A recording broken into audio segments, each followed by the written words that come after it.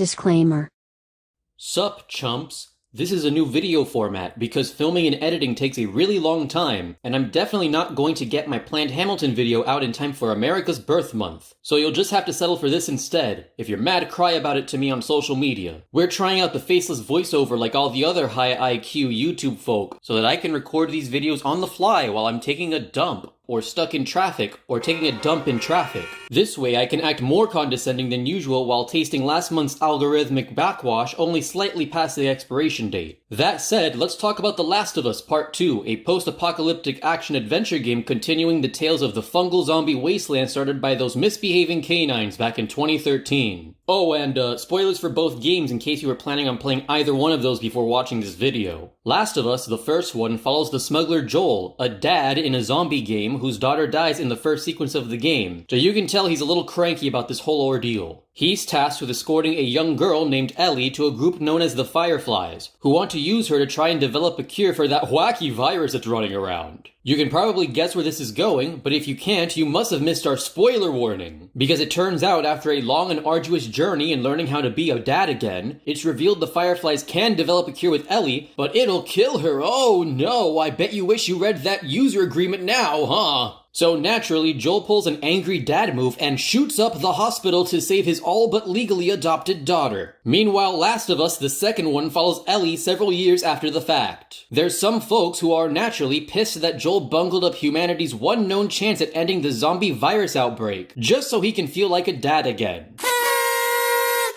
So one such group of survivors, led by a girl named Abby, find and kill him as revenge. And so in turn, Ellie pulls an angry teenager and decides she's gonna shoot big dumb holes in Abby's big dumb sexy pecs because that's what Dad would have wanted! So with that plot synopsis out of the way, let's get into the real big juicy meat of the video with a real quick warning. This is not a review of The Last of Us 2. I haven't fully played the game, and it wouldn't be fair to pretend I did and call this a review of the full product when I haven't experienced it in full like many other critics have. This is a video discussing one minor tweak I'd make to the story of the game which I would have implemented based on what I've seen via gameplay, other reviews, audience feedback, and as a backseat gamer. In other words, take this video with a gallon of salt and hope you don't overdose on the sodium as you laugh at the funny haha YouTube man who probably doesn't know what the hell he's talking about. Alright, so now that I've defanged my argument before it even started, you should know by now that The Last of Us is eye-holes deep in stagnant water with fans for a plethora of reasons. There is a subset of people who are pissed off that the game features a lesbian, bisexual, and trans character as integral parts of the story. Which, if you're one of these people who thinks this is why the game is bad, let me just say that you're stupid and you're dumb and I hope your fingers get replaced with Vienna sausages. How about you come back to online discussion forums once you've read a book and learn what it means to be mad at a product for real reasons, like crunch culture's unpaid overtime or the predatory gambling techniques of microtransactions. Hey, here's a great idea. How about instead of sending death threats to actors who played a character that pretend murdered your favorite virtual polygons, you use some of that unbridled anger and virgin smash the volatile status quo that's destroying this art form you claim to love so much, instead of acting like a schoolyard bully who's too big a coward to actually get in a fight. Bitch. Meanwhile, the more sensible folks who have played the game have honed in on the story's pacing and structure as feeling too bloated, making this game feel like a slog despite its advertised 30-hour playtime. I can barely find 3 hours to stare mindlessly at my phone after work. How's anyone supposed to squeeze that peg in their busy little schedule hole? From what I've seen of the game secondhand, this is probably the aspect of the game that spawned the most negative fan reaction, whether folks realize it or not. 30 hours for one video game is already a lot to ask for, but it certainly feels longer considering how the game's story is structured. See, you spend most of the game playing as Ellie on her 3-day trek to Seattle to exact revenge on those who killed Joel. And once that story has reached its climax, the game presses restart on your Nintendos and suddenly you're back at the beginning again. Only this time you're playing as Abby, going through her own 3-day trek through Seattle accomplishing various tasks, like finding a medkit for a girl's amputation and having hate sex on a boat. So as you can see in this tasty little diagram I've cooked up, The Last of Us 2 feels long because structurally it is long. It's sort of like if you were in karate class, and your sensei only taught you half of each belt level, and then, right when you're about to reach black belt, you're demoted to white belt and told to learn the other half of your training again. This form of structure makes it feel like all your progression has been ripped away away from you, when in reality it hasn't, it just looks that way. So here's a quick fix I'd implement to make The Last of Us 2's story feel more palatable. Instead of playing through all of Ellie's perspective and then switching to Abby, have the players go through both stories in parallel. In other words, we should experience each day in Seattle from our characters before progressing to the next day, bouncing back and forth between perspectives until the climax. If it were up to me, we would start off as Abby before switching to Ellie. Since Ellie's story is centered on revenge, we should get to know Abby's life very well before we come in and destroy it as Ellie. You see, it's much more impactful to play with the dog as one character before having to kill it as another character than it would be vice versa as it is in the base game. You can't expect us to retroactively give an extra f**k about a dog we killed 15 hours ago just because we found out it had a name and liked fetch, you know, as dogs do. And while we're making changes to the story structure, let's make sure this story is told in as chronological order as possible. A flashback here or there is fine, especially towards the third act, but this isn't Pulp Fiction. The story works fine when it's experienced in sequential order. We should have started off playing through the tutorial as Abby, making players ask, where are Ellie and Joel? And then forcing the audience to experience the climax of The Last of Us through the eyes of a second-hand victim. After this, we flash forward to Joel recounting the story to his brother Tommy, and boom, we've established why Joel's kind of a villain, because I guess some gamers replaced their spinal fluid with G Fuel and couldn't figure that out on their own. Oh, hold up, I'm sorry, did I not mention that before? Yeah, Joel's a dang diddly villain, in case you didn't notice that already playing the first game, and I have the right to say that because I actually played the first game all those starlit moons ago. You could justifiably argue that Joel's an anti-hero for most of The Last of Us 1, but by the time he decides to pull a mass shooting at a hospital, yeah, no, I don't think any level-headed person should be able to excuse that, regardless of if we sympathize with his reasoning or not. Like, yes, Joel, I get it, you want to save Daughter 2.0, and we all feel sorry for you, but you really shoot your argument in the face when you start shooting people in the face. So anyway, getting back on topic, that's why we're going to show the carnage from Abby's perspective. But, you know, only after we've played as her for a little bit, gotten to know her dad who loves zebras. Only then can we watch him sputter to death on the floor as he succumbs to his bullet allergy. You know, just to make sure we're really upset by the fact that it was Gamerdad who did this horrible thing. And to help you accept that he definitely has his death coming. Anyway, as we keep ping-ponging between Abby and Ellie from day to day, then we gotta fix the first climax since we won't get to watch it twice in one sitting. And that's got an easy solution. Since in this fixed story structure we're experiencing each day to the end, as day 3 comes to a close, you'll continue playing as Ellie. You'll experience the climax as you did the first time in the original game, but once shots are fired, we get a little extra camera flourish and boom, now we're playing as Abby. Much like how the story switches the roles of its characters between the hunted and the hunter, we will switch controlling characters during the climax. This further solidifies the themes of cyclical violence and revenge, while cementing the fact that this story is about both Abby and Ellie and their similarly unhealthy and super deadly means of coping with loss. Alright, I think I've done enough chatting about the story structure for someone who hasn't even played the game, so maybe once I find 30 hours and 0.6 Benjamins to spare, I'll revisit the game as a full-on review. In the meantime, you should do the YouTube thing. Check out our other videos, like, comment, subscribe. Hamilton video coming soon. Tip your waiters, and wear your damn mask. Okay, thanks, bye.